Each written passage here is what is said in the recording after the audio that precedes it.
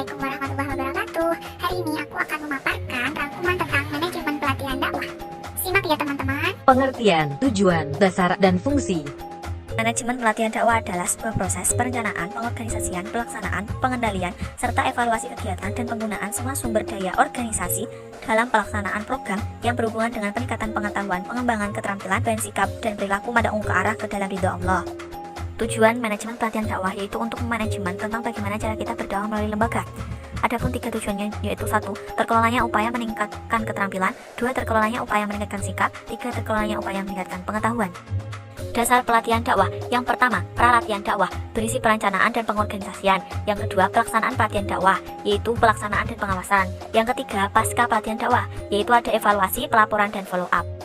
Selanjutnya ada fungsi manajemen atau POAC. Yang pertama, P, planning, perencanaan, yaitu tindakan apa yang akan dicapai. Yang kedua, organizing, yaitu pengorganisasian, penyatuan kelompok. Yang ketiga, actualing, yaitu pelaksanaan, bimbingan, dan mengarahkan.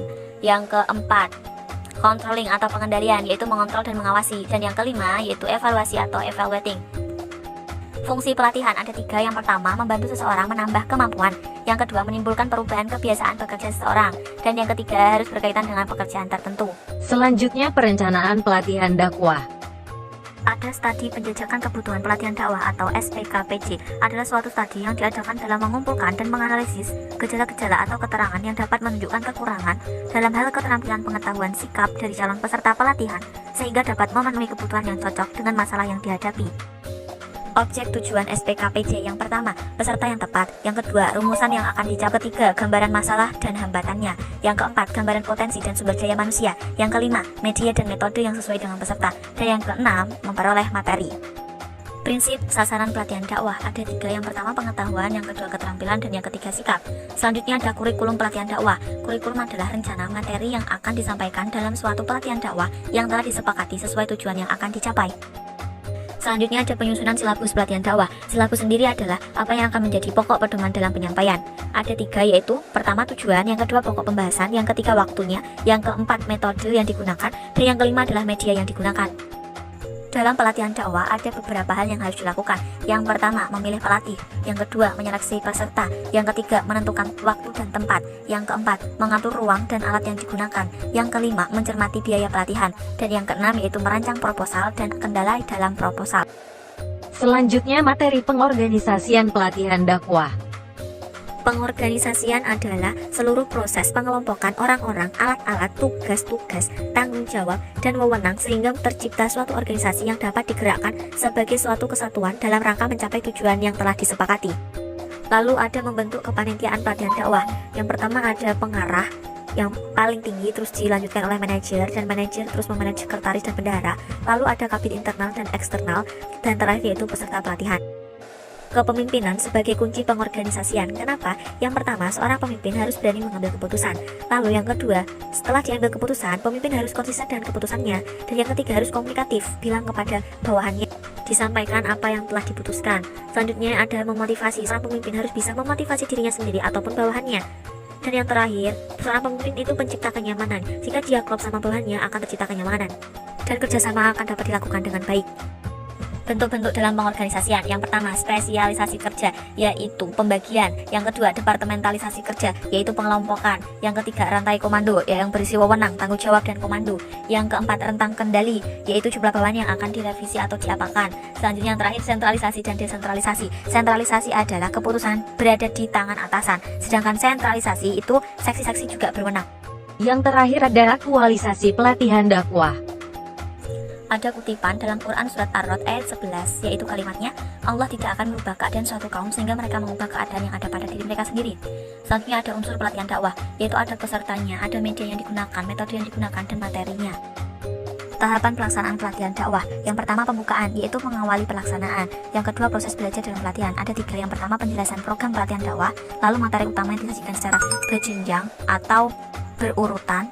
Lalu yang terakhir dan dilanjutkan dengan materi yang lebih spesifik atau khusus. Dan yang ketiga ada penutup. Lalu ada mencermati materi pelatihan dakwah. Yang pertama tujuannya, yang kedua silabusnya, yang ketiga kurikulumnya, yang keempat RPP atau rencana pelaksanaan pelatihan, dan yang terakhir ada jadwal. Kita juga harus tahu kriteria pelatih. Yang pertama, pelatih harus menguasai materi. Yang kedua, pelatih harus cakap dalam menyampaikan. Yang ketiga, pelatih harus cakap dalam mengelola kelas. Yang keempat, pelatih harus cakap dalam menggunakan media. Dan yang kelima, pelatih harus cakap menggali potensi peserta. Contoh metode pelatihan dakwah. Yang pertama, pemasaran atau ice breaking. Yang kedua, metode tukar pendapat. Yang ketiga, diskusi kelompok. Yang kelima, diskusi panel. Dan yang terakhir, metode bermain peran. Wassalamualaikum pelatihan dakwah. Pengawasan dilakukan untuk melihat sejauh mana kesesuaian perencanaan dengan jalannya pelaksanaan pelatihan. Ada 3 tujuan pengawasan pelatihan dakwah. Yang pertama, mengetahui jalannya pelaksanaan. Yang kedua, memperbaiki dan mengantisipasi terulangnya kesalahan. Dan yang ketiga, mengetahui ketepatan biaya pelaksanaan. Selanjutnya, bagaimana sih pengawasan yang efektif itu? Nah, pengawasan yang efektif adalah yang fleksibel sesuai dengan keperluan situasi dan kondisi, di mana tindakan korektif harus diambil, karena pengawasan bisa memiliki implikasi atau dampak pada emosional dan motivasional yang berkaitan dengan fungsional dan disfungsional. Pengawasan hendaknya mengacu pada tindakan perbaikan yang senantiasa membangkitkan motivasi, tidak hanya mengungkap penyimpangan dari standar, tetapi juga penyediaan alternatif perbaikan dan menentukan langkah-langkah strategis perbaikan. Evaluasi pelatihan dakwah. Evaluasi merupakan sebuah proses untuk memperoleh hasil pelaksanaan pelatihan dakwah dan menentukan nilai dari sudut pandang informasi tersebut. Berikut tujuan evaluasi. Yang pertama, mendapat dan menganalisa informasi.